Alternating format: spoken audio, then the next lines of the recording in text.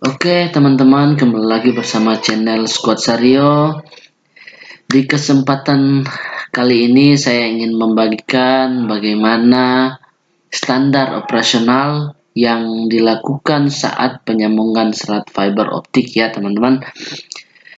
Kita langsung saja kepada inti pembahasannya karena supaya video ini tidak terlalu lama. Namun teman-teman yang belum subscribe agar di subscribe terlebih dahulu supaya teman-teman tidak ketinggalan video selanjutnya. Sebelum saya masuk dalam pembahasan penyambungan core, alangkah baiknya teman-teman mengetahui definisinya penyambungan kabel serat optik. Penyambungan core optik kabel adalah kegiatan yang dilakukan untuk menyatukan dua bagian core optik. Dari proses pemotongan core kabel fiber optik harus menggunakan alat khusus di mana proses penyatuan dua sisi core berbeda tersebut yang mengalami pemanasan core optik agar bersatu meleleh pada suhu tertentu supaya serat kaca terpotong tersambung dengan rapi. Selung solenoidnya tetap terbuka hingga memperkecil hilangnya redaman bias cahaya sumber transmisi cahaya tanpa mengganggu informasi yang dibawa sumber cahaya. Nah, jika teman-teman sudah paham, kita langsung masuk saja ke langkah penyambungan. Langkah-langkah penyambungan. Jadi pertama-tama yang harus dilakukan adalah penanganan sarana sambung kabel atau disingkat SSK. Lalu penanganan serat.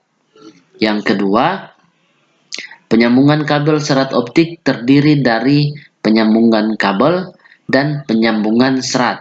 Yang ketiga, proses penyambungan kabel bisa dilakukan secara heat shrink atau penyambungan secara mekanik. Saat ini Telkom lebih banyak menggunakan sistem mekanik. Yang keempat, fungsi sarana sambung kabel closure adalah untuk menempatkan tray dan untuk menjaga agar kedap terhadap air. Yang kelima, serat optik disambung dengan menggunakan fusion splicer. Teknik penyambungan serat optik. Ada dua teknik penyambungan serat optik, yaitu dengan teknik fusion dan yang kedua secara mekanik. Nah, teknik fusion ini yang digambar pertama ya, teman-teman. Dan yang kedua ini teknik penyambungan secara mekanik.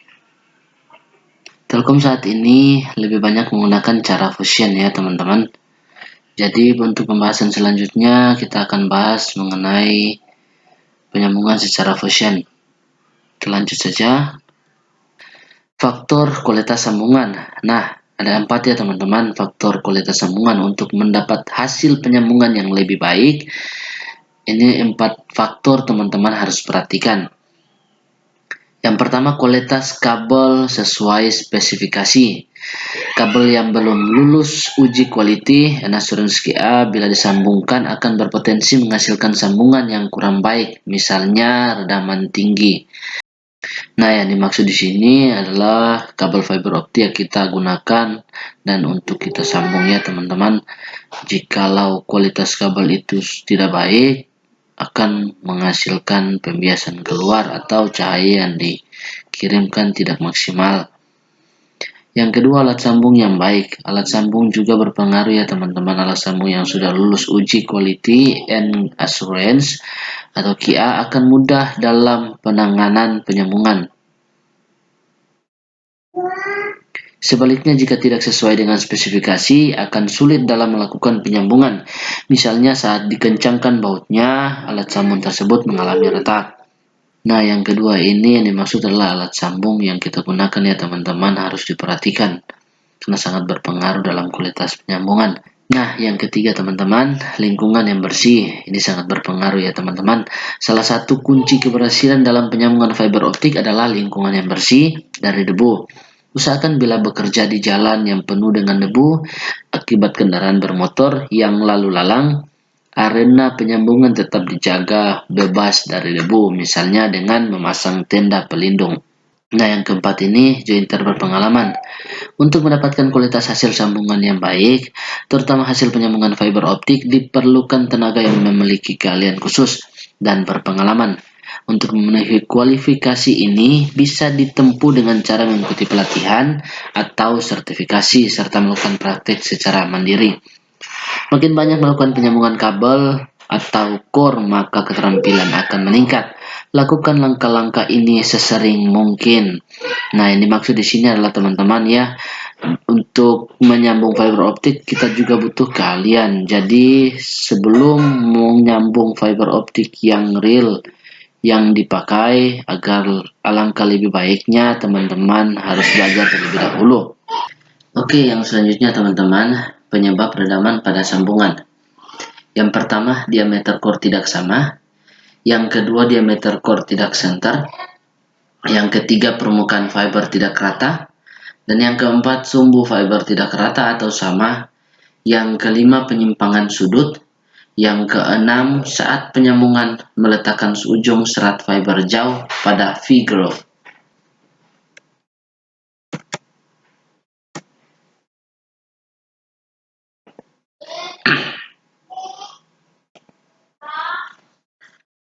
Penyebab rebound.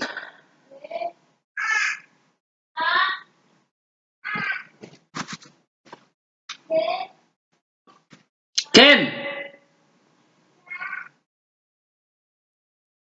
Mana?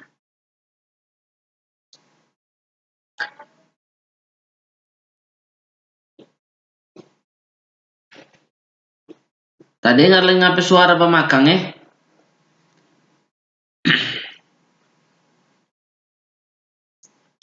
Penyebab redaman pada sambungan. Meskipun teknis sudah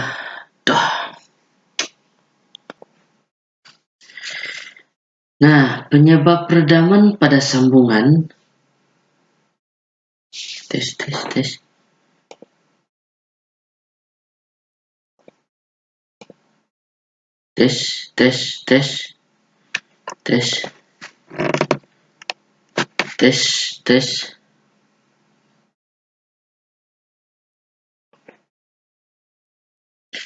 Nah, penyebab redaman pada sambungan, meskipun teknisi sudah melakukan pekerjaan penyambungan dengan baik sesuai prosedur, ada kalanya hasil sambungan tidak memenuhi standar atau redaman cukup tinggi. Penyebab dapat dari material, kabel ataupun kurang teliti dalam pekerjaan. Berikut ini adalah beberapa kondisi yang menyebabkan redaman pada hasil sambungan serat yang disebutkan tadi ya. Nah, di sini diameter core tidak sama. Jika kabel yang disambungkan berasal dari merek atau pabrikan yang berbeda, meskipun spesifikasi teknisi yang tertulis pada dokumen sama, namun kemungkinan akan memiliki diameter core yang berbeda. Apabila kabel ini disambungkan, maka akan menghasilkan loss atau redaman yang tinggi. Hal ini bisa terjadi karena sinyal cahaya yang disalurkan dari core yang lebih besar tidak bisa diteruskan secara maksimal kepada core yang lebih kecil, melainkan akan ada cahaya yang terbuang. Yang kedua ini, seperti gambar di sebelah ini ya, teman-teman pasti paham, dia tidak berada di tengah-tengah. Diameter core tidak center, kabel serat fiber optik dibuat dengan ukuran yang sangat panjang. Bisa mencapai ratusan kilometer, maka kemungkinan posisi core tidak berada pada sentral atau di tengah-tengah kabel bisa saja terjadi. Apabila kabel ini disambungkan, maka akan menghasilkan loss atau redaman yang tinggi. Hal ini bisa terjadi karena sinyal cahaya yang disalurkan dari salah satu ujung serat tidak bisa diteruskan secara maksimal pada serat yang lain, melainkan akan ada cahaya yang terbuang. Proses alignment atau pensejajaran. Pada saat penyambungan serat, yang disejajarkan adalah cladding, sehingga meskipun cladding sejajar tetapi posisi core tetap tidak bisa sejajar, sehingga akan menyebabkan redaman yang tinggi. Ini biasanya kita menarik drop core, menarik kabel fiber optik ya yang sangat panjang, sehingga menyebabkan posisi core yang tidak sepatutnya di tempatnya di tengah, hingga saat penyambungan di ujung itu dengan kabel yang lain bisa mengakibatkan pancaran. Nah, yang ketiga, permukaan fiber tidak rata. Salah satu penyebab timbulnya redaman yang tinggi pada penyambungan serat optik adalah akibat pemotongan cladding yang kurang baik, sehingga menyebabkan ujung serat tidak rata. Apabila serat ini disambungkan dengan serat yang lain, maka akan menghasilkan sambungan yang tidak baik, atau secara fisik ya. Jika sinyal cahaya melalui sambungan ini, maka akan dibiaskan atau dipantulkan kembali sehingga menyebabkan loss menjadi tinggi. Untuk mengatasi ini, maka harus dilakukan penyambungan ulang. Nah, yang ketiga ini teman-teman biasanya terjadi jika alat pemotongnya kurang baik. Alat pemotongnya ini bisa mengakibatkan fatal jika kita paksakan sambung.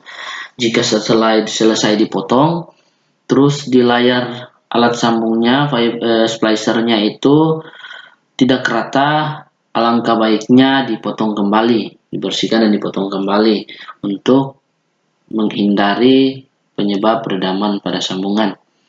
Oke, yang keempat, sumbu fiber tidak rata atau sama.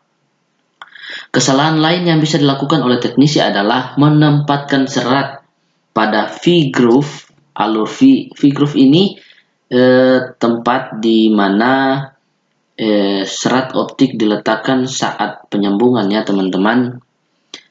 Dari Fusion Splicer, beberapa merek Fusion Splicer yang memiliki spesifikasi tinggi kemungkinan bisa memperbaiki posisi serat ini secara otomatis karena memiliki beberapa sensor. Namun untuk alat sambung yang lebih sederhana mungkin tidak bisa melakukan fungsi tersebut. Bila hasil sambungan menunjukkan serat tidak lurus atau tidak sejajar, maka harus dilakukan penyambungan ulang. Selanjutnya, kita percepat saja. Penyebab redaman pada sambungan yang kelima adalah penyimpangan sudut.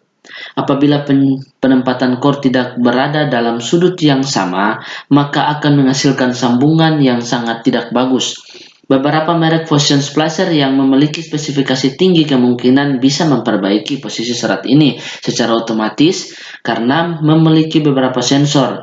Namun untuk alat sambung yang lebih sederhana mungkin tidak bisa melakukan fungsi tersebut.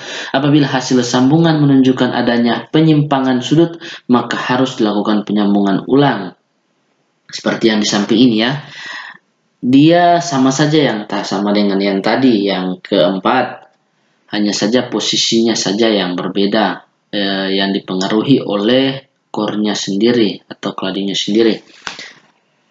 Yang keenam, ujung fiber jauh. Nah, ini bisa terjadi di alat sambung atau splicer ya, teman-teman. Jadi penempatan alat sambung core-nya di motornya itu harus berdekatan, jangan terlalu jauh.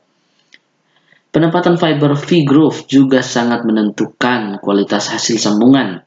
Menempatkan dua ujung fiber dengan jarak yang terlalu jauh maka akan menghasilkan sambungan kecil. Sebaliknya apabila terlalu dekat maka akan menghasilkan sambungan menggelembung. Kedua kondisi ini akan menyebabkan redaman yang tinggi. Oleh sebab itu apabila terjadi hal-hal yang demikian harus dilakukan penyambungan ulang. Oke teman-teman, sampai di sini dulu video kali ini.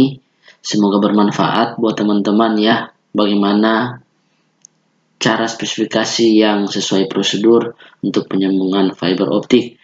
Nanti yang selanjutnya penjelasan-penjelasan selanjutnya mengenai alat-alat yang digunakan, apa saja dan lain-lain kita akan bahas di video selanjutnya. Terima kasih telah nonton videonya dari awal. See you next video.